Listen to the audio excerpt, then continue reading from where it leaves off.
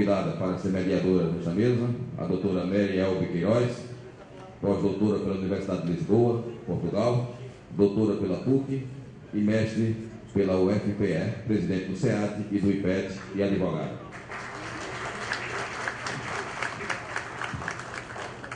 São convidados para compor a doutora Cláudia Aparecida de Souza Trindade, doutora pela USP, São Paulo, coordenadora do PGFN do STF.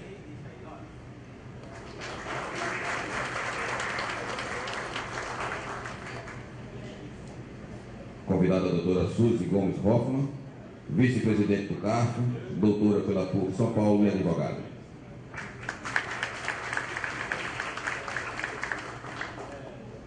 Convidado o doutor Leonardo de Andrade Couto, presidente da segunda turma da 4ª Câmara da primeira sessão do CARF.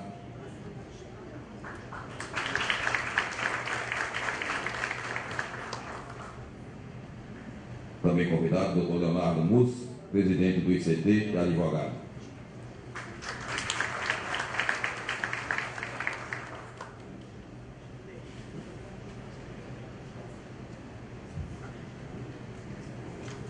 Convidada nesse instante para fazer a abertura desta mesa de debates, a doutora professora Mary Elbe Queiroz. Boa tarde a todos. Estamos no finzinho do Congresso, né? Essa é a hora que dá uma sensação para nós que estamos na organização, de relaxando mais, que tudo já está correndo bem. Pedimos desculpa por alguns contratempos.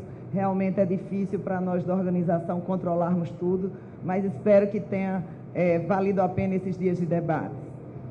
Queremos agradecer a presença de todos e, nesse momento, nós vamos fazer, o IPET e o SEAT, quer fazer uma singela homenagem ao doutor Otacílio Cartacho e à doutora Suzy Hoffmann, porque esse ano o Conselho Administrativo de Recursos Fiscais, aliás, no começo, dezembro de 2012 esse ano, sofreu um assédio processual numa tentativa de fragilização do órgão, e isso, ao nosso ver, nós não, como cidadãos principalmente, não podemos deixar acontecer e temos que homenagear quem esteja à frente dessa grande luta, porque o Conselho Administrativo de Recursos Fiscais, assim como o TIT, o TAT, todos os órgãos julgadores, eles são órgãos que vêm da Constituição, é uma garantia constitucional do cidadão, é um direito da cidadania a ter um processo administrativo imparcial e justo. E esse ano, por algum motivo, deram entradas 59 ações no ano de dezembro de 2012, 50 ações populares contra o CARF, esse ano mais 3 ações populares contra o CARF. Para nossa felicidade, os juízes têm entendido, sim, que o CARF tem o poder de julgar, o processo administrativo é uma garantia de defesa, de ampla defesa do contribuinte, e que o julgador administrativo tem, sim, a sua liberdade de pensar e de julgar de acordo com a lei e com o direito. E nessa luta contra essas ações foram 62 ações ao todo, 38 sentenças já favoráveis, no sentido de que não cabe essa ação popular, por conta de ser uma acusação leviana e injusta, e 4 desses processos já foram julgados também numa apelação no Tribunal da Primeira Região. Então, realmente, eu acho que, no final das contas, essas ações vão fortalecer cada vez mais os órgãos, porque, fragilizado o órgão e reduzido o poder do julgador, não adiantaríamos termos um órgão julgador administrativo. Nesse sentido, o doutor Otacílio Cartacho e a doutora Suzy Hoffmann estiveram de forma incansável, dia a dia, despachando com juízes, com a Advocacia Geral da União, com o Ministério Público, numa defesa do órgão, e nesse sentido o IPET e o SEAT querem homenageá-los exatamente como forma de agradecimento pela defesa forte e incisiva que os dois tiveram a favor da cidadania e a favor do CARF. Quero chamar os dois para entregar um troféu de lembrança do nosso Congresso. Muito obrigada. Doutor Cartacho, doutora Suzy.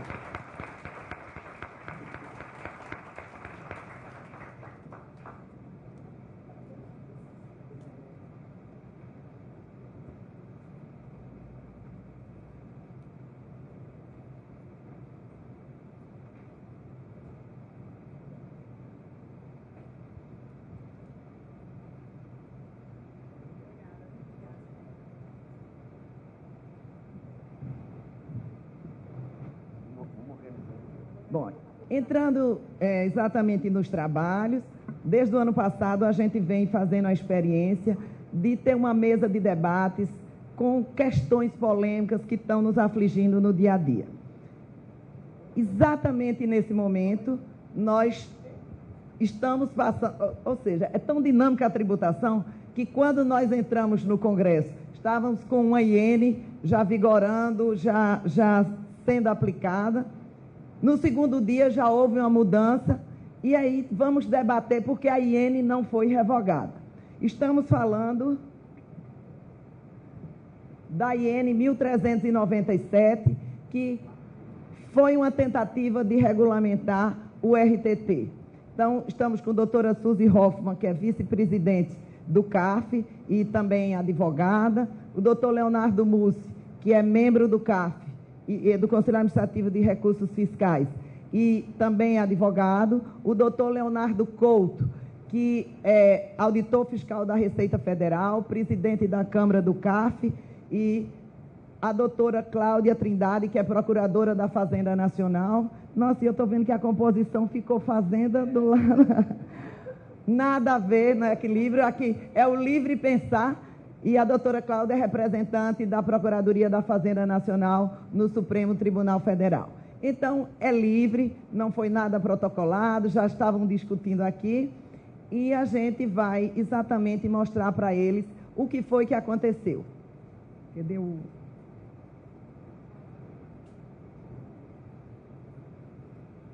Bom, a Instrução Normativa 1397 de 2013, ela trouxe a seguinte questão.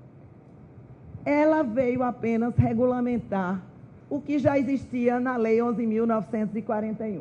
Então, lá nós temos que fica instituído o regime, o RTT, na Lei 11.941, e no artigo 16 trouxe a seguinte prescrição, que a apuração do lucro, o RTT, regime transitório de tributação, e esse regime transitório foi exatamente a adaptação do IFRS e da legislação societária à legislação fiscal, a partir do momento que houve a separação da legislação societária da legislação fiscal.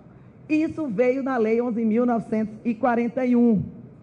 E a própria lei já dizia que, para fins fiscais, os critérios de apuração da base de cálculo do imposto sobre a renda, o lucro líquido, seria feito a partir do lucro contábil fiscal, apurado de acordo com os critérios vigentes até o ano de 2007.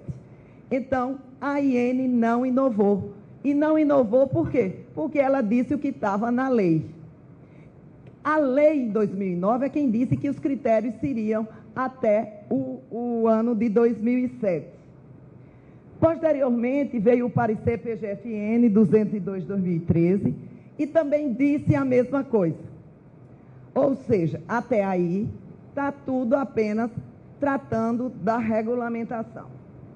Eu quero chamar a atenção para vocês da seguinte norma que é antiga, o Decreto-Lei 1598, isso aí está nos artigos 247 e 248 do Regulamento do Imposto sobre Renda, e aí ele diz, o lucro líquido do exercício deverá ser apurado com observância da Lei 6.404. Ou seja, a lei do RTT fala que será apurado de acordo com os critérios até o ano de 2007, e essa norma válida, vigente e eficaz diz que o lucro líquido que vai ser apurado para fins, vai ser considerado para fins de apuração do lucro real, será o lucro contábil com base na 6.404. A mesma coisa diz a Lei 7.450, que também é vigente, que o lucro base de cálculo do imposto sobre a renda será o lucro apurado de acordo com as leis comerciais. Então, veja só, a primeira questão que a gente coloca, temos normas conflitantes no regime, normas válidas, vigentes e eficazes, porque uma norma... Por quê? A Lei 6.404 foi alterada pela 11.638 e mudou a estrutura do balanço societário.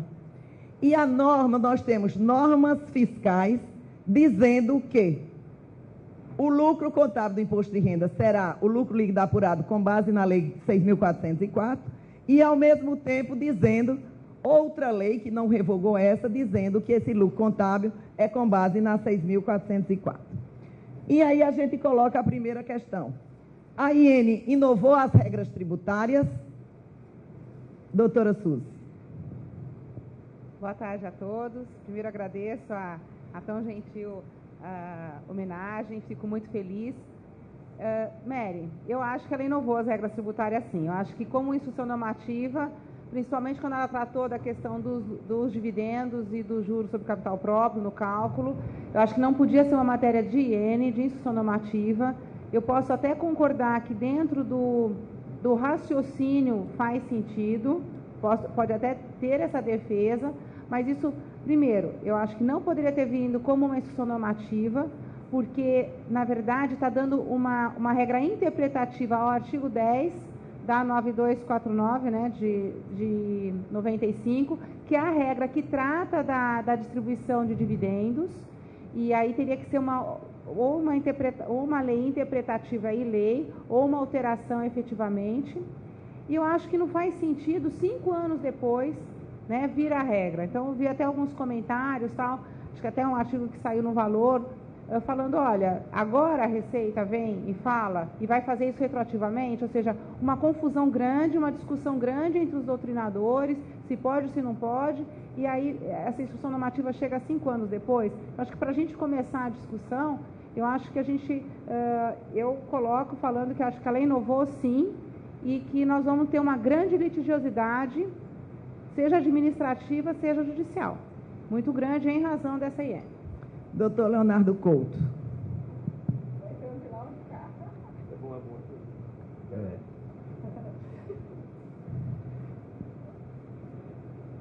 Alô, boa tarde. Não, acho que ela não inovou. Discordo totalmente da doutora Suzy. Você vê a inovação, a crítica poderia ser em termos da IN, em termos formais ou materiais. Em termos formais, ou seja, a IN tem uma base, uma lei, uma norma anterior, alguma coisa que lhe dê sustento para tratar daquela matéria? Sim, nesse caso, é a próprio parecer da PGFN, daí porque eu acho que essa nossa discussão, a crítica que deveria ser feita, deveria começar do parecer da PGFN, de onde a IN extraiu uma base para tratar da matéria. Aí, em termos materiais, o que eu quero dizer? Em termos materiais, da forma como ela tratou da matéria, está de acordo com aquilo que a legislação prevê. E também não, porque a questão da tributação dos dividendos, que é o cerne principal da querela aqui, a tributação dos dividendos é meramente, da forma como ela tratou, um mecanismo de levar para esse assunto o tratamento igualitário, a neutralidade tributária do RTT, que estabelece que você deve fazer o ajuste do resultado, ou seja, o resultado apurado de acordo com as novas regras, ele não pode vamos dizer, gerar impacto tributário em relação à forma anterior de você apurar o resultado. Nessa linha, se você gera, em tese, com as novas regras societárias, um valor de lucro superior àquele que você geraria de acordo com a regra anterior, a diferença desse lucro, vamos dizer assim, a isenção do dividendo, ela estaria garantida até a forma, até o lucro apurado de acordo com a sistemática anterior. Mas porque eu acho que ele não houve aí, nesse caso, a inovação, inclusive na tributação dos dividendos. Eu não vejo essa inovação, não. Mas veja só, doutor Leonardo, que aí eu coloco para o doutor Leonardo Mussi, né? Existe alguma lei dizendo que é para ser tributada essa diferença? Doutor Leonardo Mussi? Pode continuar, então. O que existe, na verdade, vamos ver, a tributação a isenção do dividendo, ela vem desde o artigo 10 da 9249. Tá? E quando saiu esse dispositivo, aliás, um parênteses aqui, eu acho que a isenção dos dividendos é uma isenção 200% elitista, não deveria nem existir. Acho que o dividendo não deveria na lei. Mas está na lei, passou. Quando houve, por que eu estou falando isso? Porque quando saiu a lei 9249, na época eu ainda estava, chefiava a fiscalização da Receita no Rio de Janeiro, participamos de uma reunião em Brasília, eu e vários outros dirigentes regionais da fiscalização, manifestamos, naquela ocasião, estamos falando, a lei 9249, ela é de 95, foi muito tempo atrás. Naquela ocasião, a nossa indignação, a nossa não compreensão daquela isenção dos dividendos. E foi bem claro colocado ali que aquilo é para uma necessidade de você fazer uma compensação em relação à tributação do lucro dentro da pessoa jurídica. Então, óbvio, isso ficou bem claro. Então, se você afirmar que a isenção dos dividendos não está vinculada à tributação do lucro da PJ, está vinculado, sim. E como tal, o que você entende? A isenção dos dividendos deve abranger aquele lucro que foi tributado na pessoa jurídica. Se a gente está falando que em função de um ajuste de neutralização, há um lucro, tá? Um lucro que não foi tributado na pessoa jurídica, automaticamente o dividendo referente a ele deve ser tributado. Mas, doutor Leonardo Mussi, você acha que isso está na lei? Não, obviamente que não. É mais um monstrinho criado de normativa. A realidade é essa. E é isso que eu acho que as pessoas ainda não enxergaram. Se criou um novo lucro. Um lucro societário ajustado. O que se tinha? Vamos tentar recapitular um pouco. Nós tínhamos o lucro societário apurado com base no padrão contábil até 2007. A partir de 2007, o lucro contábil societário passou a ser apurado com base em outro padrão internacional, e isso é uma realidade. Hoje nós temos um lucro apurado de acordo com o padrão societário, diferente daquele de 2007. Hoje, o que se distribui aos sócios, aos acionistas das empresas, é esse lucro societário. Essa é a realidade. E o senhor acha que está na lei? Isso está na lei societária. A lei societária manda distribuir o lucro societário, que se apura, o lucro líquido, apurado de acordo com os padrões da contabilidade, da lei societária. Essa é uma realidade inexorável. Então, o que nós temos a partir de 2007, e com a criação do RTT? Nós temos ajustes ao lucro real. Você botou a legislação do RTT, lá está muito claro que o RTT é um ajuste ao lucro real, que é o lucro tributável. É o lucro ajustado a partir do lucro líquido para efeito do imposto de renda da contribuição social sobre o lucro. O que se está criando agora através da gestão normativa é o seguinte: olha, o RTT ajusta o lucro tributável, ok, o lucro real, ok. Só que, como o Léo falou, não, já que é para ajustar o lucro real, eu quero também, quando é favorável ao contribuinte, que se ajuste o lucro societário, o que não existe em lugar nenhum na legislação tributária, na legislação societária e tributária. O que se isenta é o lucro de dividendo distribuído. Lucro de dividendo distribuído não tem outra forma de se apurar, senão de acordo com as regras societárias. Hoje, no padrão internacional. Mas não há outro lucro a lei fiscal societário. não poderia dar um tratamento diferente ao que ele considera o lucro isento, porque uma coisa é o lucro societário, claro, que a empresa acha que deve distribuir, que vem da lei societária. E outra coisa é quanto será isento do lucro para fins de tributação. E aí a legislação fiscal não poderia reger isso? A lei poderia, claro. Você pode restringir a tributação, lógico. Poderia alterar o artigo 10, mas não alterou. Por instituição normativa, você não pode fazer isso. Mas tem o parecer da PGFN, doutora Cláudia. A senhora acha que esse parecer da PFN, ele é suficiente para embasar essa instrução e dar o arcabouço jurídico para fundamentar essa tributação? Olha só, eu nem sou a melhor advogada do parecer, não porque eu não acredito no parecer, mas é porque eu não atuo nessa área. Eu atuo só perante o Supremo há 8 anos e isso é matéria totalmente infra, por enquanto, tá? Mas, de todo modo, pelo que eu entendi na leitura do parecer, a ideia é se manter, como o próprio doutor Leonardo disse, a neutralidade tributária e manter o mesmo padrão que era tributado com base no que a própria lei do RTT disse. O RTT não poderia criar um desvio na base de cálculo. E a apuração na interpretação dada pelos contribuintes cria esse desvio na base tributável, até onde eu entendi. Não, absolutamente, não tem desvio nenhum. Veja, a isenção é do lucro societário, sempre foi assim, não se mudou nada, não se desviou nada. Você aumenta a parcela que seria isentada. Não necessariamente, pode ser o contrário também. É que, na verdade, se alterou a maneira de fazer a conta. Se alterou a maneira... Só que o artigo 10 da 9249, ele fala que os dividendos vão ser isentos. Aí o que o racional que vem sendo defendido não, mas é porque a receita já foi tributada e em muitos casos aqui no lucro societário novo, você pode ter nessa conta uma receita que não foi tributada.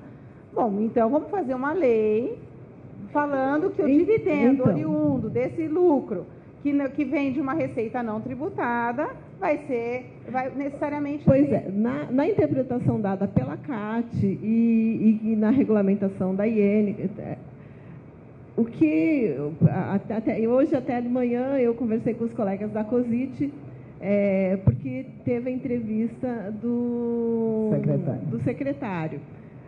Então, o que a Procuradoria defende, e a Receita, com base até na interpretação que a Receita vinha dando, assim, bom, realmente, uma coisa, essa crítica que você coloca, 5 anos depois, que traz, assim, é uma crítica que eu, institucionalmente, eu acredito que a própria Receita tem feito, e nós fazemos, que realmente há uma necessidade de se ter a posição do fisco assim que sai uma legislação. Isso é uma questão que eu acho que tem que ser pensada e o fisco tem que manifestar claramente a sua interpretação da lei. Mas eu acredito assim, demorou, mas não existia uma interpretação do fisco oficial da norma. Então, o fisco manifestou a sua interpretação, a opinião legal do fisco. Olha, essa lei lê-se dessa forma. Mas, doutora então, Cláudia, você não criou o parecer da PFN... ele vem e dá uma interpretação... Mas ele serve de fundamento, não precisaria uma lei realmente para... Não, então, eu acho que o parecer não é o que fundamenta. O que fundamenta a IN é a lei do RTT, não é o parecer. O parecer é uma opinião eu acho que, do que a lei diz. Esse é o ponto fundamental. A lei do RTT não mexeu em dividendos. A lei do RTT só mexeu no lucro real. O que você está querendo criar agora é um dividendo societário assim e um dividendo societário assado.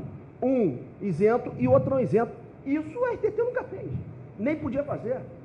Ele mexeu lá embaixo no lucro real. Sim, agora, aí o que o parecer da PGFN fala, ele fala o seguinte, a lei do RTT manda que se mantenha as mesmas bases tributárias de 2007. Para lucro real. Para se manter essas mesmas bases, deve ser feito dessa forma. Exclusivamente para efeito do lucro real, para apuração da base de cálculo do imposto de renda e da contribuição social sobre o lucro. A isenção, nesse caso, é objetiva. Ela é do lucro distribuído, societário. Não tem nada a ver com o lucro real. Mas, doutor, se pretendeu isentar, a lei também não fala que é o lucro societário distribuído. Ela fala que é o lucro distribuído. A lei, a 9249, ela diz o seguinte, que será isento de tributação o lucro distribuído de acordo com o resultado. Ela não disse qual era o resultado, e naquele momento era o resultado contábil, porque só tinha um. Isso, mas você não pode distribuir outro resultado no seu contábil societário. Então, teria que haver uma nova lei para regulamentar.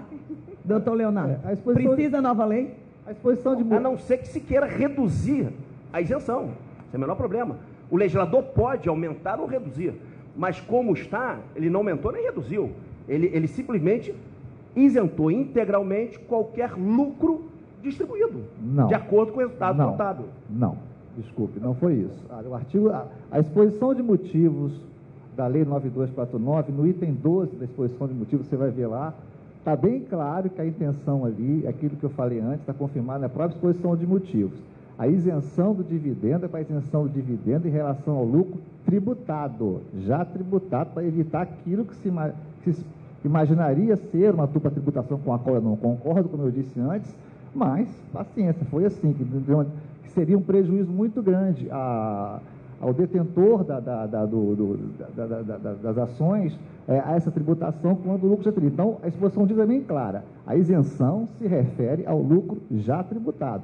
Nesse aspecto, entendo que não haveria a necessidade de uma nova lei, porque isso está na própria exposição de motivo 9249, que se refere à isenção do dividendo referente ao lucro já tributado. Agora, é claro que estou eu falando que amanhã sai uma lei, eu fico com cara de tacho, mas pode até ser que saia uma lei, até em função da polêmica que está sendo gerada.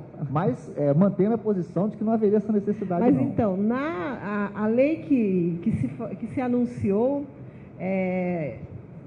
numa rápida conversa que eu tive com os colegas da COSIT, vai ser no sentido de que, então, a Receita entende que é necessário uma lei para que versão ou a interpretação defendida pelos contribuintes seja posta em prática. Então, vai sair a medida provisória, retroagindo, inclusive, dando a isenção do lucro societário como um todo.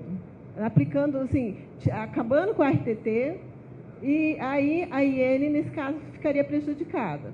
Então, ela não seria... Mas a lei aumentando o lucro societário... Ou seja, aí não precisaria da lei, bastaria... Não, mas então, mas aí assim, ele vai acabar com a RTT, porque a IN vem e diz, então vai retroagir para 2007. Então, a lei vai dizer que, assim, não, que pode, então, que o lucro, que existe um único lucro, que não existe esse lucro fiscal, né, que é acho que a terminologia até que a IN usa é lucro fiscal. É o parecer normativo, é lucro contábil fiscal.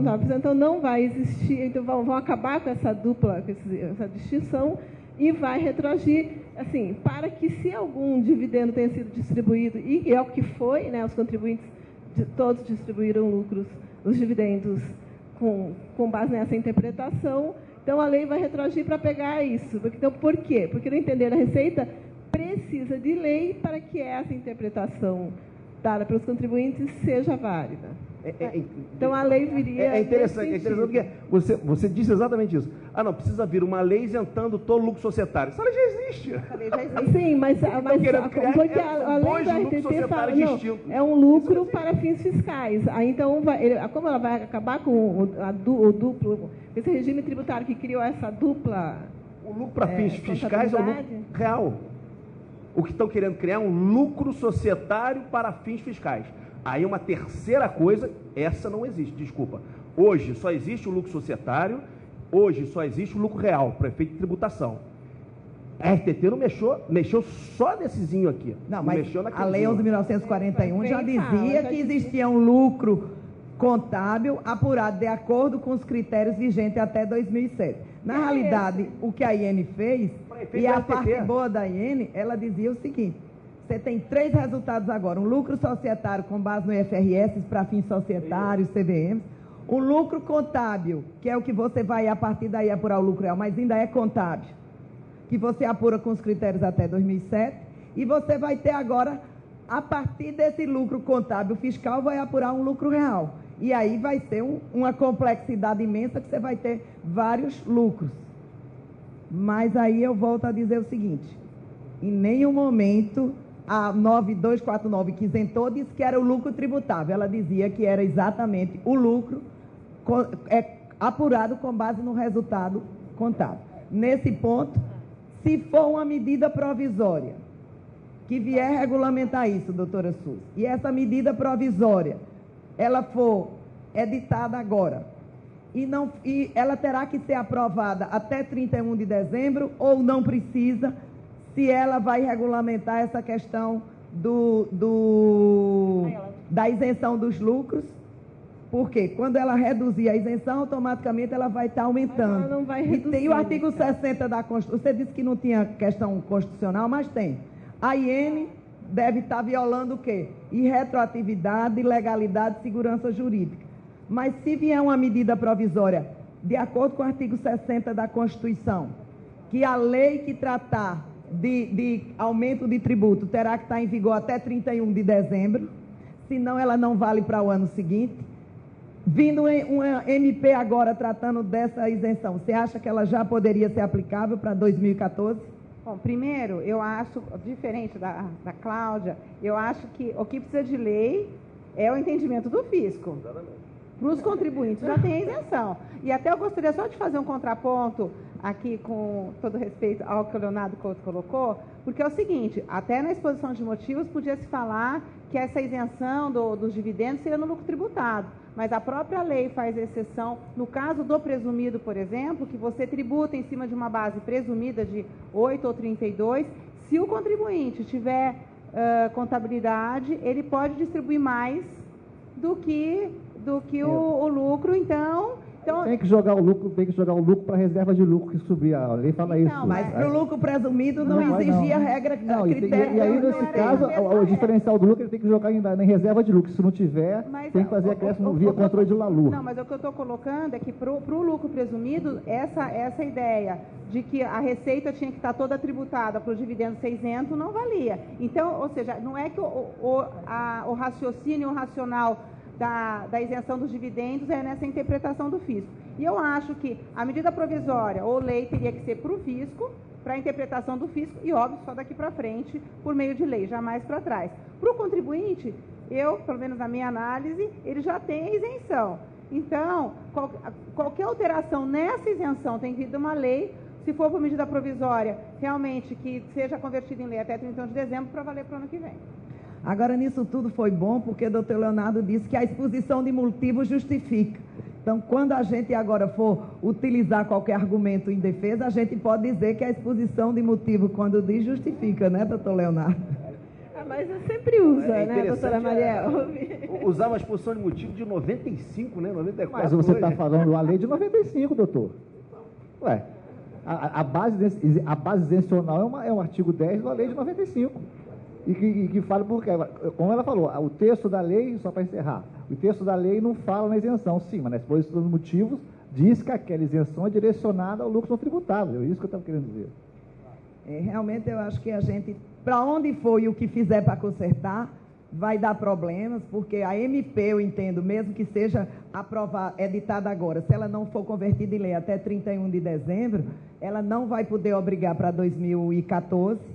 E CSL, além disso, tem um prazo de 90 dias para ser colocada, e realmente eu pesquisei bastante e não encontrei dizendo sim, que a isenção do lucro é com base no resultado, mas nenhuma outra lei dizia o que era esse resultado. A gente só tinha 6.404. E nós temos hoje conflitando tanto o Decreto-Lei 1598 como a Lei 8981, conflitando com a 11.941, isso também requer correção, porque lá diz que o lucro será apurado com base nos resultados da lei comercial, e a lei comercial hoje diz que é aquela com base no IFRS. Então, acho que a gente está diante de mais uma questão que, com certeza, vai chegar aos tribunais, vai chegar ao Supremo Tribunal Federal, né? E é uma insegurança que nós estamos no final do ano, as pessoas apurando seus resultados e na incerteza de como proceder. Pelo menos foi dito que não vai retroagir para cobrar o tributo dos últimos 5 anos. Pelo menos, por enquanto, não vai haver status, esperamos, né? Foi dada a palavra do secretário. Foi algo que o ministro está querendo que saia logo, mesmo até para dar tempo, né, dessa aprovação. Gente, passando, aqui é mais para levantar, para instigar vocês também à pesquisa, né? Um outro tema que esse aqui está em discussão no Supremo Tribunal Federal é a inclusão dos tributos na base de cálculo de outros tributos, ou seja, tributo sobre tributo, né? A gente teve lá em 2011 o RE 582.461, que foi julgado pelo Pleno do Supremo, onde ele dizia que o ICMS inclui o próprio montante do ICMS incidente, pois ele faz parte da importância paga pelo comprador e recebedor e recebida pelo vendedor. Ou seja, nesse RE, o Supremo decidiu que podia incidir tributo sobre ele mesmo, né? Posteriormente, a ação declaratória de constitucionalidade 18, essa está sendo ainda discutida, né? Não foi julgada, e a discussão dela é se isso é possível. E o tamanho da repercussão disso é muito grande. E eu me apavoro sempre que eu vejo causas que vão dar grande repercussão, porque aí a Fazenda, com todo o respeito, tem o argumento da perda da arrecadação, né? E aí o número-chave é 20 bilhões. Quando qualquer província vai cair 20 bilhões. Aí fica todo mundo assim, o julgador fica, meu Deus, eu vou deixar cair 20 bilhões? A pergunta é se arrecadações ilegítimas, elas vão ser perdidas ou não. Mas está em discussão e isso aí tem a seguinte repercussão. Se não puder incidir tributo sobre tributo, nós temos inclusão do ISS na base de cálculo das contribuições, temos a inclusão do ISS e do ICMS na base de cálculo de outras contribuições previdenciárias. Qual foi o sinal que a gente teve do Supremo esse ano? julgado pelo Pleno, reconheceram a inconstitucionalidade da inclusão do ICMS e das próprias contribuições na base de cálculo do PIS e da COFINS, incidente nas importações. Doutora Cláudia, será que o Supremo está sinalizando que vai dizer que não pode incidir tributo sobre tributo, e o que é justo, né? Porque tributo sobre tributo é mais uma forma indireta de aumentar a base de cálculo sem um contribuinte notar. Por exemplo, o ICMS, uma alíquota de 18%, quando ele é calculado sobre ele mesmo, na realidade é 23%, 24%. E aí o contribuinte, quando você paga de ICMS, ele fala 18%, não é 18%, é 23%, 21%, não é 21%, é 25%, porque é ele sobre ele. Quais são os sinais do Supremo? Olha, primeiro, só uma provocação, os contribuintes aprenderam com a gente e também estão levando os argumentos ad terrorem para o Supremo. 2 casos recentes. Agora equilibrou. O caso do Itaú, o caso da Vale. Não, mais 19 milhões, não, bilhões, mais 20 bilhões, vai quebrar a empresa, tal. Então, nós chegamos e falamos, não, o interesse público, a seguridade social, porque afinal são os benefícios sociais. Então, o tribunal agora está, assim, o argumento ad terrorem virou moda. Mas, de toda forma, realmente, eu acho que os ministros têm que julgar tendo essa noção do impacto. E nós atuarmos também tendo essa noção. Porque nós vimos recentemente o caso do IPI isentos, do IPI crédito prêmio, que, assim, as questões que a gente ganha também no Supremo, quando elas causam grande impacto na sociedade, elas acabam gerando parcelamentos logo em seguida, com benefícios para os contribuintes, porque isso vai impactar, sim, na economia. Então, eu acho que é legítimo de ambas as partes levar esse argumento para os ministros. Sim, o argumento econômico não é uma coisa, assim, o direito ele não é imune a esses argumentos. Mas, voltando, a questão da sinalização. Nesse caso específico, o voto da ministra Ellen, ele vem seguindo toda a linha de raciocínio, que é a nossa linha de defesa, dizendo que uma técnica de tributação. Então, assim, ela chega e, no final, ela diz, mas nesse caso específico, existe um conceito de valor aduaneiro que não pode ser alterado. Então, não se julgou, e depois todos os que se seguiram, eu acho que até o Marco Aurélio, acho que até fez, o Marco Aurélio, desculpem, gente, assim, a linguagem tão íntima, chamando o ministro Marco Aurélio, ele fez uma observação, não que ele achava, porque ele é um dos capitães da tese da não inclusão de tributo na base de cálculo do próprio tributo. Mas, nesse caso, não houve, assim, do voto, quem leu o voto ministerial, não houve uma sinalização do tribunal no sentido de que ele vai ou não afastar a técnica de tributação, que é a técnica que vem adotada no país há muitos anos, desde sempre, de tributação por dentro, que ela é injusta, mas isso não é uma questão que se discuta nas cortes, isso é uma questão para ser discutida numa reforma tributária no Congresso Nacional. Nós entendemos que é uma técnica de tributação que aí você tem que, numa reforma tributária, você vai adequar as alíquotas, vai aumentar para poder equalizar ou não. Mas eu acho que isso não pode ser feito pelo Poder Judiciário. Doutora Suzy. Bom, eu concordo com a Cláudia no sentido de que, realmente, essa decisão é uma decisão pautada no conceito de valor aduaneiro, né? Então, não há sinais de fumaça claros aqui para os outros. Eu acho que a gente teve uma mudança no Supremo, né? Eu acho que nessa nova composição, com o próprio, acho que com o ministro Teori, o Fux, eu não me lembro, né? Se ele já votou com o ministro Teori e com o ministro Barroso, que talvez outros argumentos venham, né? Veja, não é por ser da Fazenda ou contribuinte que a gente defende uma tese ou outra, mas neste caso eu acho que não é só uma questão de injustiça. Eu acho que é um olhar para a Constituição, quando ela vai colocar o ICMS sobre o valor da mercadoria, né, que ele vai incidir sobre circulação de mercadoria. Como é que eu posso, a partir daí, entender que na mercadoria tem o valor do ICMS também? Ou seja, é um raciocínio que eu sou muito advogada, né, da área de humanas e não consigo entender essa conta, porque, para mim, a regra é muito clara, que não poderia ser por dentro, né, que o ICMS ou os outros tributos não poderiam estar na própria conta, porque seria alargar a competência da tributação. Não seria constitucional. Não seria constitucional. Se veio assim, da outra Constituição, desde que o Brasil é o Brasil se faz isso, se faz porque sempre se quer arrecadar loucamente, sem ter uma preocupação com a competitividade. E aí o Brasil não fica competitivo mesmo. Se a gente já tem uma carga tributária imensa, e aí além da carga tributária ser alta, você aumentar essa receita por meio de uma técnica, do chamado técnica. Então, eu particularmente acho que, olhando a Constituição como um todo, né, olhando, primeiramente, os artigos de competência, que vai falar que o tributo é sobre no caso do ICMS, a circulação de mercadoria, pegando esse exemplo que já foi até julgado, aonde se tirar que nisso está incluído o valor desse tributo ou de outros. E também, quando eu olho a Constituição como um todo e vejo lá vários princípios para a economia e para tudo mais, ou seja, tentando fazer esse país competitivo. E acho mais também que, ou seja, se a Seguridade Social, se os benefícios sociais, se a sociedade precisa, o Estado precisa de todo esse valor, então vamos repensar talvez outras formas de tributação, mas não querer alargar uma competência que a Constituição não deu. Bom, temos atualmente uma proposta de emenda constitucional, tá, que tenta tirar essa vedação à inclusão, mas a doutora Suzy disse que é inconstitucional a inclusão do tributo por dentro.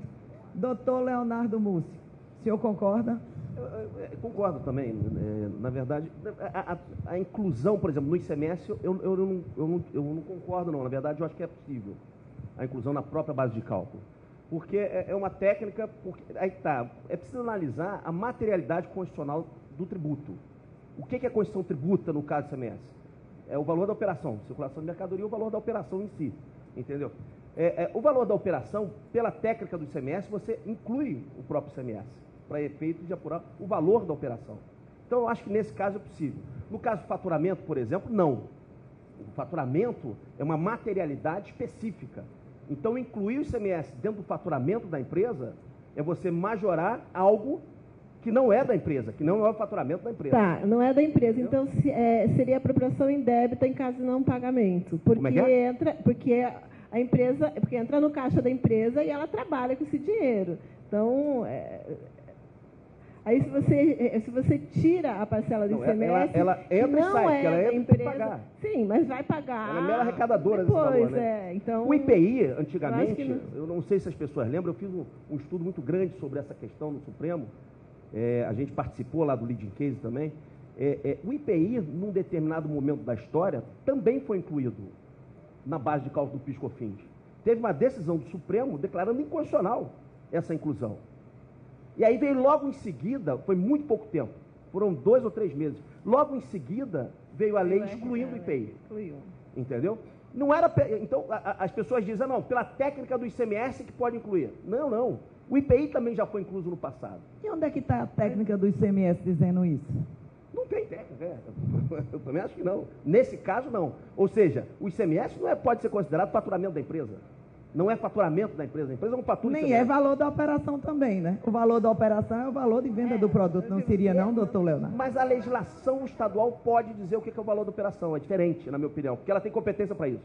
É diferente. Mas então você está dizendo uma coisa mais séria. Se a legislação do Estado pode dizer isso, qualquer legislação federal, etc., pode dizer algo além do que está na Constituição. Não, porque ela pega, na verdade, aquela materialidade constitucional.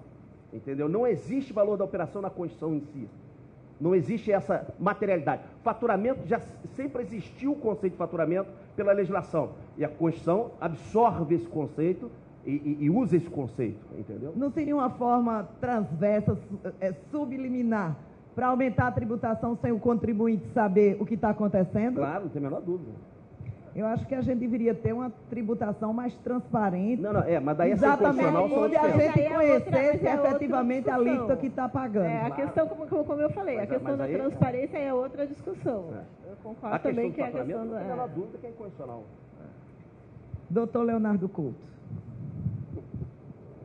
Eu acho que, até pelo título do seminário, nessa questão que a doutora Suzy colocou, quanto ao problema, e a senhora também, é claro, quando é o problema da ânsia arrecadatória, em se tratando de CMS, que aliás se aplica a qualquer tributo, diga-se de passagem, mas se tratando de CMS é um pouco mais sério, porque você sai do âmbito da União, dos tributos regulatórios da União, para entrar em especificidades dos estados.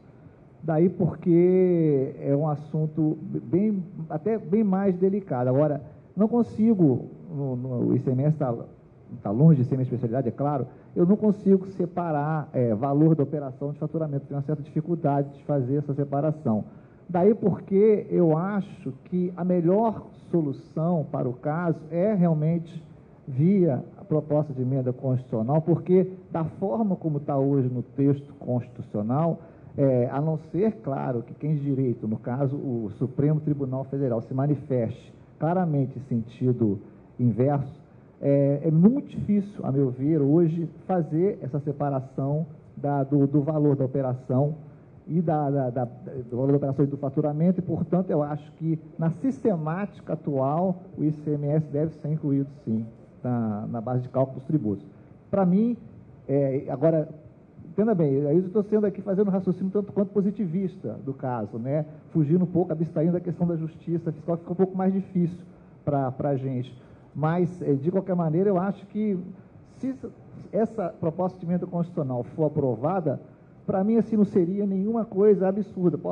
Eu até ouviria com muita atenção argumentos no sentido que se faria mais justiça em relação a essa questão. Mas, repito, da forma como está hoje, o texto constitucional induz a inclusão dos tributos na base de cálculo do sistema na base de cálculo de outros. Eu só acho que cada vez que se fala em interpretação constitucional, o Estado precisa de recurso e para isso precisa tributar, mas a gente nunca vê a interpretação no sentido de melhorar. Ou seja, não, faturamento não inclui, valor da operação não inclui. Está havendo sempre essa questão de um ativismo de interpretação no sentido de fortificar a arrecadação de forma ilegítima. E aí eu volto sempre para a minha questão.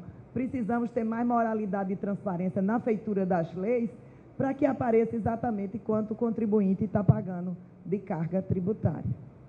Bom, nosso último tema é o tema bastante polêmico realmente. Quem tem atuado no CARF deve acompanhar, né, a discussão sobre o famoso ágio, né? Mas é muito simples o que vai. A surpresa da emoção. Foi, não tinha não, mas o ágio, o que é que acontece? O Decreto-Lei 1598 de 77, né? A maioria, acho que aqui daqui não era nem nascido nessa época. Eu não, nem você. Ele dizia o seguinte, que o contribuinte que avaliar investimento em sociedade coligada ou controlada deverá, por ocasião da aquisição da participação, desdobrar o custo no valor da aquisição e o valor do ágio. E o que era esse ágio? A própria lei dizia, será a diferença entre o custo de aquisição do investimento e o valor que trata o valor do patrimônio líquido. Quando nós chegamos em 97, e aí começa a questão do objetivo da lei, a exposição de motivos e o porquê foi feito. A Lei 9.532, na época da privatização, ela trouxe o quê? O país queria privatizar as estatais que estavam lá valendo pouco e improdutivas, não interessa o motivo político nem econômico, queria privatizar. E aí fez essa lei especificamente para isso, dizendo o seguinte, ora, o valor do patrimônio líquido da sua empresa é 10, mas você paga 100, e esses 90 aqui, de forma bem grosseira, esse será um ágio que você vai poder deduzir nos próximos 5 anos do imposto. E essa lei está em vigor até hoje. Ou seja, não se quis revogar porque teve vários momentos que foi feita a emenda dizendo, oh, essa lei está sendo usada para planejamento. Fizeram medida provisória e não foi aprovada. Ou seja, o legislativo não quis revogar e quis permanecer esse direito. E aí várias empresas saíram fazendo fusões, aquisições, etc., incorporações, e criando ágios. Aí o que é que aconteceu? A partir de 2000, 2005, a Receita Federal entendeu assim, olha, estão criando operações para criar um ágio apenas para reduzir tributo. Isso é um planejamento tributário e a Receita passou a desconsiderar. O caso mais recente que a gente tem, que foi publicado nos jornais, é o caso do Itaú, que na realidade não foi autuado pelo ágio, embora tivesse o ágio, que deu 18 bilhões de reais, o caso Santander com Banespa, 4 bilhões de reais. Então, quando a Receita Federal, que de forma eficiente vem agindo, ela diz que o ano passado autuou 115 bilhões de reais de auto de infração, grande parte disso está vindo desses famosos ágios que a lei induziu. Eu até digo que isso é um planejamento induzido. E o que é que está acontecendo com esses autos de infração?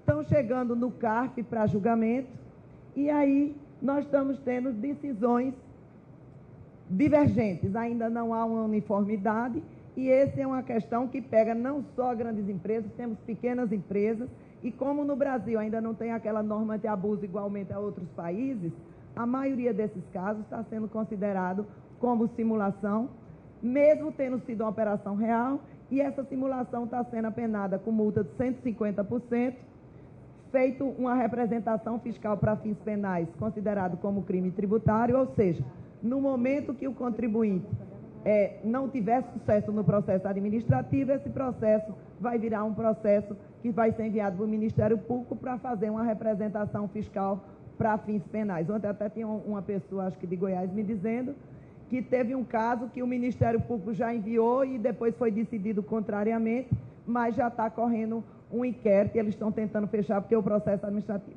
Então, esse caso, acho que representa a grande parte hoje dos processos que estão acontecendo, que empresas que fizeram operações, claro, tem aquelas que fizeram fraude, etc. Nós não estamos falando dessas aí, que essas devem ser punidas, deve ser cobrado tributo sancionado.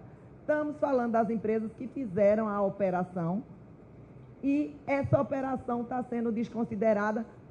A gente viu na lei, a lei dizia o quê? Dizia que o ágio era a diferença entre o custo de aquisição e o valor que foi pago, e o valor dela. Ele não fala em valor pago, e estão aparecendo alguns termos na interpretação. Então, eu vou mostrar só para vocês verem como a questão está polêmica. Nós temos esse acordo que dá um entendimento, que diz ágio interno. Por quê? Porque várias empresas passaram a fazer operações dentro do mesmo grupo, que é legítimo também, que a lei não veda, a lei permite que seja feita a operação. Inclusive, para fins fiscais, não existe um balanço consolidado, só existe um balanço consolidado do grupo para fins societários. E aí, nesse caso, pela neutralidade, esse balanço, essa consolidação não se aplica para fins fiscais. Mas esse ágio, nós temos aqui essa interpretação que diz que a distinção entre ágio surgido em operação entre grupos e aquele surgido em operação empresa sem vínculo não é relevante. E aí ele admite. E temos uma outra interpretação também, decisão, esse assunto ainda não chegou na Câmara Superior, que diz que o ágio interno na amortização há impossibilidade. E nesse caso foi mantida a autuação porque diz que se não tem a presença de um terceiro nessa operação, é uma operação dentro do mesmo grupo, não poderá ser deduzido esse ágio. E aí a gente voltando rapidamente aqui no nosso primeiro slide, a gente vê que a lei dizia o quê? Que vai ser dedutível o valor por ocasião da aquisição da participação, não falou em pagamento e nem falou se a operação era intragrupo ou extragrupo. A mesma coisa, a outra lei também não fala se a operação era intragrupo ou extragrupo. E aí a interpretação está sendo criada nesse sentido. Doutora Suzy, o que é que a senhora acha do tema? Eu acho o tema muito polêmico. Por isso que ele está aqui, né? Vocês podem falar, vocês vão julgar sobre esse famoso? Oi? Vocês vão ter que julgar essa questão? Fala no microfone, Cláudia. Ela está entendendo que como vão julgar, se poderia haver manifestação ou estaria impedidos? Na verdade, de uma maneira, o regimento permite que a gente forneça a nossa opinião de uma maneira acadêmica. Lógico que sempre com as cautelas necessárias para não adiantar nenhum tipo de julgamento, mas eu até acho que nesse caso isso não influencia, porque a gente julga o ágio muito no caso a caso. Né? Então, porque na verdade a lei, ela realmente, 97, ela estimula, né? Ela vem como um estímulo para os investimentos no Brasil. Olha, realmente você vai vir, você vai investir, vai comprar na esfera da privatização, e esse valor, se ele for alocado como ágio, numa das 3 hipóteses do ágio, que é a rentabilidade futura, ou na mais-valia dos ativos, porque na terceira hipótese não poderia ser, que são os intangíveis, né? Não poderia ser aproveitado. Esse valor depois pode ser deduzido do imposto de renda se a sua empresa tiver lucro, né? Porque se não tiver lucro, não vai poder ter a subvenção. Então, o primeiro ponto que eu vejo é que, assim, me parece que houve um inconformismo por parte da Receita Federal em não aceitar esse incentivo. Então, começou a se apegar em todas as formalidades possíveis. Então, todas as privatizações, todas elas foram autuadas. Né?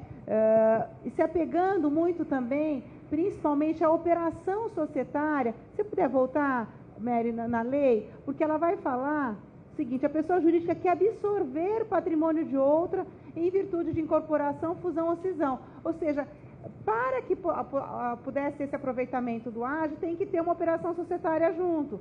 Normalmente tinha que ter uma empresa que pudesse fazer isso, então tinha toda uma discussão se a empresa é veículo, se a empresa não é veículo, sem olhar o seguinte: o que a lei quis? A lei quis trazer esse incentivo.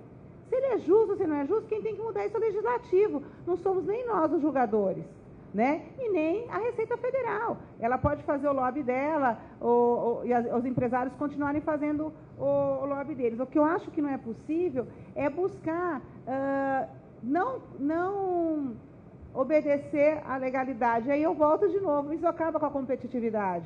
Porque quem fez investimento no Brasil não vai acreditar mais no Brasil. Vai tomar uma autuação de pagar todo o tributo com o Selic e mais multa de 150%. Então, aquele investimento que ele pôs aqui no Brasil, que ele gerou, esse investimento foi importante, aumentou a empresa nacional, trouxe mais lucratividade, mais funcionários, virou a economia, de alguma maneira está sendo buscado de volta. Eu acho que esse é um descrédito muito grande. Nas várias operações que eu já vi, o julgamento no CARF, na Câmara Superior nós só tivemos um e eu fui a relatora, e a única discussão que existia lá é se o ágio, é possível o ágio na subscrição, quando há a operação societária da subscrição, e aí foi votado já, acho que não houve nem embargos da Procuradoria, entendendo que sim, eu fui a relatora, mas em todos os demais casos, é lógico, você vai ver caso em que o contribuinte não fez operação coisa nenhuma, ele está tentando criar um ágio. Agora, na grande parte dos casos que nós estamos vendo lá, a operação existiu. Chegou a empresa XPTO, muitas vezes fora do Brasil, porque pode ser dentro do Brasil, mas foi adquirir ou a totalidade ou parte, tem um ágio, tem um laudo falando, o valor foi pago e a Receita vai lá e autua. Então, que país é esse? Que país é esse? Em que a gente tem uma garantia, uma lei que é para garantir um investimento, um possível retorno do investimento, um incentivo fiscal. Agora, em termos do CARF, o que acaba acontecendo é que cada caso é um caso, você vai ter que se debruçar sobre todas as peculiaridades para decidir. Tem um lado, assim, os contribuintes abusaram, todo mundo colocou que o ágio era em rentabilidade futura? Sim, teve realmente, tem isso é uma coisa que poderia ser muito mais autuada. Agora, o único caso em que eu me lembro, e lá no CARF a gente tem todos os casos com nome e sobrenome, que é o caso DASA, que eu me lembro que houve uma discussão com relação ao valor do ágio, discutindo o laudo feito, a lei sequer pede laudo, mas discutindo o laudo feito da demonstração da origem desse ágio, e o auto de infração, pelo que eu me lembro, na turma foi julgado o lançamento improcedente, porque o fiscal não conseguiu derrubar que aquele ágio seria de uma rentabilidade futura. Então, essas primeiras considerações, né? Doutor Leonardo Couto. Qual a pergunta? Qual a pergunta? O que você acha do ágio? Não. O que é que você acha do ágio? E aí eu já acrescentaria mais o seguinte: eu vejo o que está acontecendo nessa interpretação caso a caso, que aí eu fico um pouco assim, preocupada com a questão do subjetivismo, porque estão sendo buscados, tipo, não tem propósito negocial, ágio pago, alguns conceitos que eu entendo também que não está na lei. Será que não estaria havendo, então, um ativismo do julgador nessa revolta para desconsiderar o ágio, em buscar argumentos que não estão na lei? Bom, o que acontece é que, na verdade, vamos tentar voltar um pouquinho do início do que foi falado por você mesmo, é que o ágio, ele teve o foco da criação do ágio, lá em 1997, foi justamente a política das privatizações, né? Então, a meu ver, poderia até se entender desse tratamento do ágio, que isso seria até uma legislação específica para evitar, naquele momento que havia um interesse naquela política de privatização de várias concessionárias, de você permitir a circulação, o dinheiro vindo de fora, do investimento, da privatização, e evitar que houvesse uma tributação, vamos dizer assim, uma onerosidade que iria atentar contra os princípios que a Suzy falou do investidor aqui. Agora, a partir do momento em que uma coisa com um propósito mais ou menos específico passa a ser usado em outro tipo de situação, em outro tipo de operação, a subjetividade da análise é inerente a isso, não tem como fugir,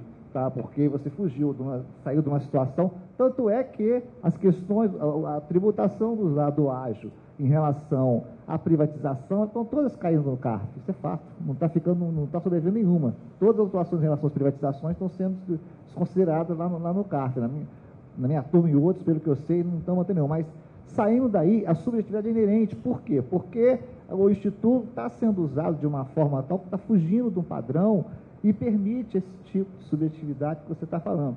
Então, ao contrário, que você colocou ali um acórdão da primeira turma ali, que é minoritário. Tá? Aquele entendimento de que não há diferença entre o ágio interno. Eu acho uma diferença absurda de uma coisa e de outra. O ágio interno, para mim, é uma coisa, o outro ágio é outra. Mas a lei não distingue. Não, aqui não é por isso que eu estou falando, mas o nível de subjetividade é inerente ao fato de você podia até entender também que se aquela lei era específica, nem tinha que ser no outro. E a questão do propósito negocial, tudo isso, vamos entender.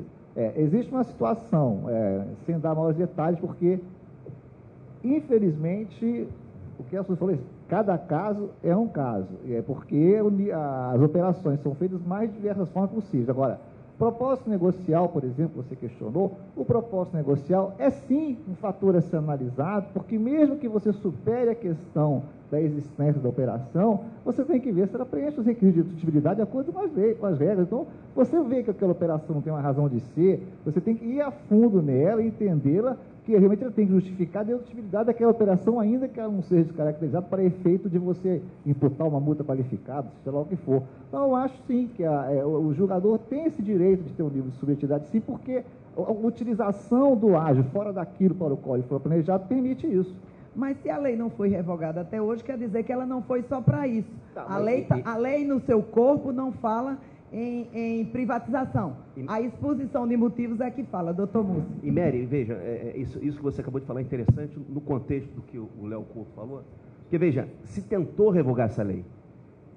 Houve uma proposição do deputado Valdemar Costa Neto, né, há um tempo atrás, tentando revogar os dois dispositivos, do artigo 7º e do artigo 8º. Isso foi amplamente debatido no Congresso e foi rechaçado pela unanimidade não lembro da Comissão de Constituição e Justiça, e lá eles registraram efetivamente que o contexto da lei veio no âmbito da privatização, mas ela veio fazer mais, porque o Brasil naquele momento e até hoje precisava de quê? Reestruturações, conglomerados empresariais fortes. Então, toda a exposição, e o Léo gosta de exposição de motivos, mas eu vou além disso, toda a discussão legislativa sobre o veto, sobre a negativa de revogação dessa lei, mostra amplamente que isso foi dado um benefício fiscal naquela época e que está até hoje. Todas as empresas, não só aquelas no âmbito da privatização, mas a todas as empresas com o objetivo de quê? Não no caso das privatizações, as demais empresas, vamos dizer, as demais empresas, para reestruturação societária dos conglomerados empresariais. Ou seja, ágio interno. O que é uma reestruturação societária em conglomerados empresariais? É a estruturação dentro do próprio, do conjunto de empresas que pertencem aos sócios comuns. E, naturalmente, veja, o ágio não surge à toa. O ágio não é uma coisa que você cria. O ágio decorre da própria legislação societária e contábil que determina que você faça determinado procedimento, no caso de quê? Incorporações de mudanças societárias. Então, eu concordo plenamente que não há essa distinção, não há essa pecha. E, ao contrário, o propósito negocial, eu concordo com o propósito negocial, em determinadas situações. Quando há um incentivo fiscal, não há que se esse pode verificar. ser o propósito negocial. Esse pode ser o propósito negocial. Exatamente. Se beneficiar. Se beneficiar do incentivo fiscal. É interessante que os fundamentos das autuações, como não tem assim, a base legal é tão subjetiva como colocou o doutor Leonardo, utiliza-se, tem vários autos de infração, dizendo assim, Eliseu Martins disse lá no ano de 2004, né, que a contabilidade não admite o ágio interno. Então, por conta disso, nós vamos autuar o ágio interno. Aí Eliseu Martins, brilhante contabilista, ele disse depois, não foi isso que eu disse.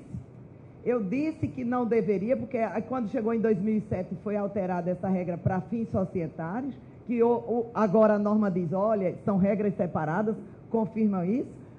Aí ele disse, eu disse que não tem para fins contábeis, mas a lei fiscal sempre disse que tinha. E aí, quando a gente leva esse argumento, ele também não é aceito. Por quê? Porque é aceito só aquele momento. Então, eu acho que esse tema realmente é polêmico, tanto é que ele está aqui. Quer falar, Cláudio? Ele realmente é polêmico, mas essa questão da subjetividade do julgamento, eu acho perigoso, não só lá, como também no próprio judiciário, porque você deixa muito aberto. A partir do momento que qualquer julgador, com todo respeito, conhecimentos e profundidade e capacidade não se discute, ele também sofre reflexo de que a economia vai sofrer, a arrecadação vai sofrer, e isso pode causar interferências. Então, realmente, se o legislador não quis corrigir aprovando uma nova lei, a lei continua válida, vigente e eficaz, e por que essa correção está sendo feita através de julgamentos? Eu acho que é um assunto a se pensar. Quer colocar alguma coisa, doutor? Eu insisto que a subjetividade é inerência à atividade do julgador, não dá para você fugir dela não. Sim, tá? a subjetividade... E o que acontece? Você só consegue acabar com essa subjetividade quando você consolida a jurisprudência. Então, caminharemos para isso, num sentido ou de outro, sei lá o que for agradável ou não, porque o que mais gera insegurança jurídica é a você não saber aquilo que te espera, tá? No entanto, com continuidade do julgamento, você chegará a uma jurisprudência, num sentido ou no outro, que talvez a subjetividade se vincule ao entendimento emanado da Câmara Superior. Agora, insisto, a subjetividade é inerente à atividade do julgador, não é o princípio da livre apreciação das provas. Eu posso analisar um processo, ver as provas de uma forma, você analisando, chega a conclusão completamente diversa. Então, desculpa, eu não concordo com isso, com essa primeira subjetividade. É inerente à atividade do jogador, e nesse caso de um assunto tão polêmico, que envolve tantas variáveis, não é? Eu acho que não há nenhum problema nisso, não. Repito, o que vai resolver isso é a consolidação da jurisprudência, seja no sentido ou seja no outro. Então, só nessa linha, eu acho também que qualquer ato interpretativo, e qualquer, o professor Adeodato, ontem mesmo aqui falando, qualquer ato interpretativo que envolva um texto, uma leitura, uma linguagem, ele vai ter um grau de subjetividade e vai depender de N fatores do intérprete, da sua ideologia, da sua visão de mundo. Então, e bem isso, o que se procura e todo um caminho que se pretende, porque se já está se percorrendo no país, é que essa resposta dentro do sistema posto, que é o sistema, dentro do CARF, né, tendo um pronunciamento da Câmara Superior, dentro da ordem constitucional, tendo um pronunciamento do Supremo, quer dizer, contra ou a favor, o que se procura é um pronunciamento que diga, é assim. E ainda assim, nós temos visto isso em casos de súmulas vinculantes do Supremo, que o Supremo vem, fixa uma súmula vinculante, acontece de o bom advogado, e todos nós aqui somos formados para isso, é dizer assim, não, o meu caso é diferente. Então, essa é inerente à nossa atividade, a atividade deles como julgadores, mais ainda na interpretação, na aplicação do texto, ter esse grau de subjetividade que é impossível escapar. Eu quero fazer uma defesa aqui do CARF, para variar. Não, mas eu acho o seguinte, eu acho que não tem, eu não concordo que há, vamos dizer, um subjetivismo no sentido ruim do termo. Primeiro porque nós temos que responder o que está no alto. Nós temos que julgar o lançamento. E, por exemplo, se a gente pegar o exemplo do caso, até um dos primeiros, o que foi julgado na turma, que foi com o Alberto, e o Valmir Sandri foi o relator. Ele teve que enfrentar, apesar dele falar, para mim a operação é isso, ele teve que enfrentar, não é abuso de direito por causa disso, tem um propósito negocial por causa daquilo. No lançamento tudo isso foi colocado. Então, não é, os jogadores do CARF estão olhando o propósito negocial. Não, o lançamento falou que faltava o propósito e você tem que se debruçar para isso, para responder. E, veja, eu acho assim, no CARF, nós não julgamos a legalidade. Então, o que nós julgamos é a adequação daquela situação fática à hipótese da lei, aqui no caso do incentivo, ou a sua não adequação. Então, e isso é uma coisa eminentemente fática, né? Você tem que se debruçar sobre os fatos. Então, não tem como não ter essa interpretação. Agora, é óbvio que eu posso ter um olhar e falar assim, olha, para mim aqui, essa operação, ela não se sustenta. Aí você fala assim, bom, mas se estava formalmente correta, eu acho que aí sim nós já temos o primeiro critério do CARF, saindo do subjetivismo. O CARF não aceita mais uma operação que foi feita formalmente correta. Ela tem que ter alguns vão falar substância, ela tem que ter uma coerência. Ela tem que ter a relação, aquilo para que ela foi criada. Qualquer negócio jurídico tem um objeto. A relação desse objeto com o fim a que ele se destina. Então, é isso que nós estamos tentando criar. Agora, essa análise subjetiva, que eu falo que é uma análise mais fática, ela vem porque isso está no lançamento. E quando ela não está no lançamento, o contribuinte coloca na impugnação. E aí a gente tem que julgar, né? Então, deixa eu fazer uma crítica ao CARF, então um pouquinho também. Eu acho que a subjetividade que a Mary está criticando e falando não é a subjetividade do processo em si, dos fatos. Essa é inerente ao processo. Então, isso sempre acontecerá, porque são os fatos. Eu acho que o que ela está dizendo é o seguinte, há uma subjetividade na interpretação da norma. É óbvio que qualquer tipo de interpretação, você analisa o direito e os fatos. Nos fatos, você precisa analisar o caso concreto. O problema é quando você pega, e aí sim vem a crítica, é a interpretação do direito que o CARF vem dando em determinadas situações. Esse é o ponto fundamental. Nessa questão da interpretação do direito, você tem regras de hermenêutica a serem seguidas, que não são seguidas. E aí vem a subjetividade. Esse é o ponto fundamental. Nessa questão da interpretação do direito, é que é o grande problema. As pessoas têm interpretado assim, não, mas isso aí não tem sentido, porque a arrecadação vai cair. Ah, isso não tem, porque não tem propósito negocial. Se cria, não regras de interpretação. Você tem regras no direito. A hermenêutica cria regras de interpretação da lei. E não se usa essas regras de hermenêutica no CARF. Pelo amor de Deus, ninguém julga no CARF pensando que a arrecadação vai cair, por favor, aí não. Ninguém julga no CARF pensando que a arrecadação vai cair, aí também não. Não, várias vezes eu já vi isso. Não, isso não. Eu acho que nós temos o seguinte problema, nós temos um sistema tributário, uma legislação muito complexa, que gera várias interpretações. Eu estava no dia do julgamento do Supremo na questão do lucro no exterior, Cláudia estava lá sustentando, quer uma interpretação mais diferente de cada um dos ministros. E que no final a gente não sabe qual foi. Né? Realmente. Agora, o que eu quero colocar assim, é que também nós somos hoje no CARF, aí não é uma crítica ou nada, é uma constatação, um tribunal grande. Nós somos 3 sessões divididas, cada sessão com 4 câmaras, cada câmara tem 4 turmas, ainda tem a Câmara Superior, nós somos mais de 200 julgadores. Então, vai existir realmente uma turma que julga de um jeito e uma turma que julga de outro. E aí a jurisprudência demora para ter uma uniformidade. Então, é nesse sentido. Aí muda a composição, aí muda a jurisprudência, é que não uniformiza mesmo. Né? Eu só queria chamar a atenção que nos Estados Unidos, que é o berço do país precedente, e no Reino Unido também, eles baseiam-se nos precedentes, né? Ou seja, construção da jurisprudência. E eles lá em 2010 aprovaram uma lei para colocar em lei o critério. E aí eu fui para a exposição de motivos da lei e ele dizia, vamos aprovar uma lei para regulamentar como é que o fisco pode desconsiderar, porque não há uniformidade e coerência na jurisprudência. O Reino Unido, desde 2009, tenta aprovar uma mesma lei, exatamente dizendo, vamos aprovar uma lei, porque só a jurisprudência ela não tem coerência, uniformidade, ela varia aos sabores dos ventos, aos sabores dos desejos, aos sabores da arrecadação, ao sabor da economia. Então, eu ainda sou bem legalista, assim, é melhor numa lei, ou certo ou cobrando mais qualquer coisa, mas pelo menos você tem um critério legal e objetivo. Doutora Cláudia. É só, assim, nesse ponto, assim, a mesma lei, quando você tem uma lei que, assim, mesmo que você vai fazer uma interpretação literal, qualquer texto, você vai ler uma poesia, você vai ler um romance, cada pessoa vai ler isso e vai aplicar, ou vai ver um fato da sua perspectiva. Então, realmente, o fiscal, ele vai ter um viés fiscalista, sim, e ele vai ver a função dele, ele vai interpretar da forma que lhe dê até mais garantia de que ele está cumprindo a legalidade, porque a atividade dele é fiscalizada, é correcionada, o Ministério Público...